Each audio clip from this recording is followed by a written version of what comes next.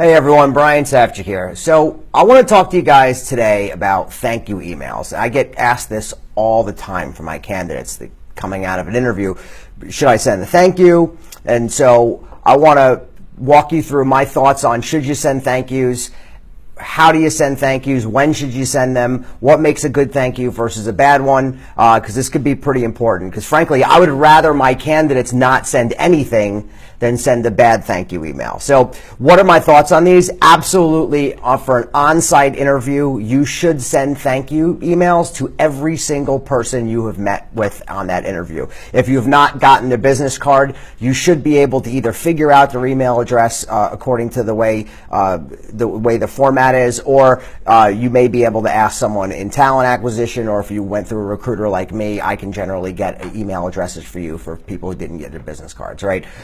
If you're doing a phone interview, you do not need to send a thank you email after a phone interview. I do have candidates that like to send it. It can be a decent personal touch if done properly. It's sort of up to you, but it's definitely not something that is going to be frowned upon if you don't send one, right? So in terms of thank you emails and when you should send them, I would say 24 to 48 hours after your interview is when you should be sending your thank you email. If you have, if you interview on a Friday, then you probably have the whole weekend to send it, or you can send it on Monday morning, but generally 24 to 48 hours. So let's jump in terms of what makes a good thank you email. So first of all, I think thank you emails should be personal, right? They should not be super formal. So when you're addressing the person, if I interviewed you, the thank you email should say, start with "Hi Brian" instead of,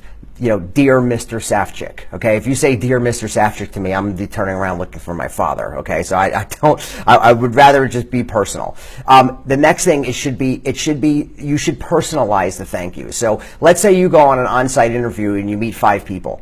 You don't want to send 5 people the exact same thank you with the exact same thing. What you want to do is it takes a little bit extra work, but include something in the thank you email that happened during your interview with that person. So let's say you start off and say, "Thank you for taking the time to meet with me yesterday," and then maybe throw in something personal, like, "I really enjoyed our conversation about blah, blah, blah," or "I really enjoyed your perspective on blah, blah, blah." Something that they said to you in that interview that kind of hit home with you, that that's personal to them, okay? Because listen, I'm telling you right now, people do share thank you emails.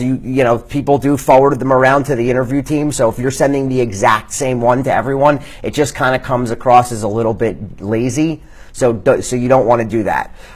You want them short and sweet and to the point. So maybe 3 or 4 lines tops. "Thanks for taking the time to meet with me yesterday."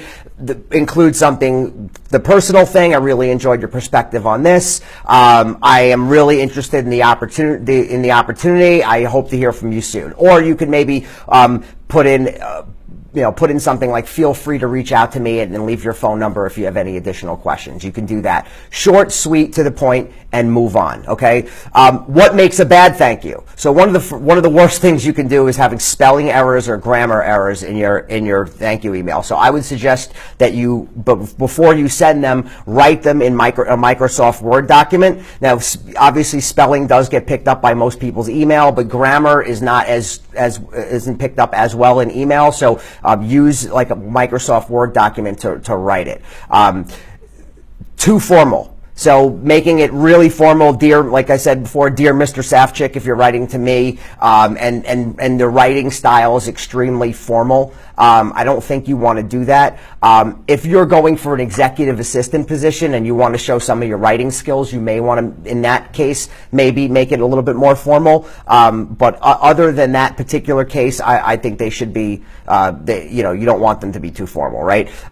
You don't want to be too long. They don't want them to be too long or overselling yourself. So this is one of the biggest mistakes people make. They send a thank you email and they're like overselling themselves. They're like reselling themselves Meanwhile, they just interviewed there yesterday. They know everything. They know everything they need to know about you. You don't need to go back in and resell why you're a good fit for this role. Think about it, right? If you went on a date with someone and you maybe wanted to shoot them a quick text the next day, you'd be like, had a great time last night. Hope to see you soon, or looking forward to seeing you soon. Something quick like that. You wouldn't send them like a long text, trying to talk about why you two would be such a good couple. I mean, that would be a total turnoff and overkill. So it's the same sort of thing with thank yous, is, short and sweet, but don't go back and oversell yourself and include bullet points as to why you'd be a good fit for the role. It's just complete overkill.